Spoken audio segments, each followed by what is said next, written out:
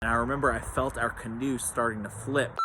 Check this out. A few years ago, I was canoeing in Louisiana with my cousin down a river with a bunch of friends from our college ministry. And they warned us at one point in the river, we're going to hit some rapids.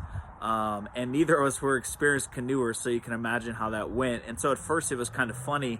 You know, we hit the river, they told us to keep paddling, and we both kind of freaked out, lost control. And I remember I felt our canoe starting to flip. And what seemed funny ended up getting really terrifying all of a sudden, where our canoe flipped. I managed to grab onto the bottom of the canoe, but I remember watching my cousin getting pulled under the water, and she yelled out to me, "Nathan, please help me." And before I knew it, she fell underneath the current and I couldn't see her anymore. You know, I imagine probably the disciples, it's the Saturday before Easter, how the disciples felt when Jesus died and was buried.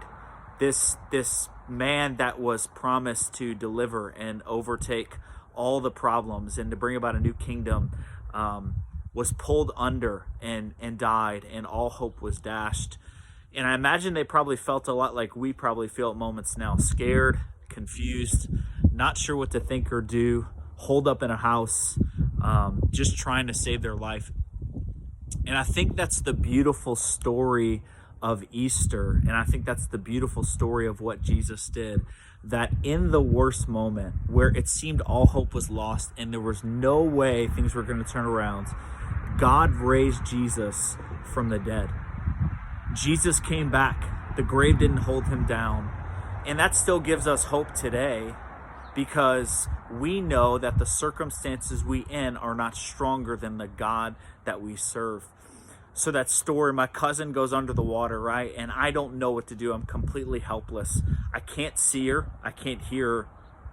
And I'm just trying to figure out what's going on. As we get pushed down the river, I'm looking. And then all of a sudden, she just pops up from the water, and I have this sigh of relief again. And she floats down past the rapids and is safe again. See, in the same way, when Jesus came out of that grave, hope was restored to the world again. Scripture tells us that Jesus is our anchor. Jesus is our hope, that no matter what life throws at us, we can still believe that God is doing good and working good, because that's who he is. That's what he does. So today, don't lose hope. Easter is coming. Tomorrow, we celebrate the resurrection of Jesus, life eternal.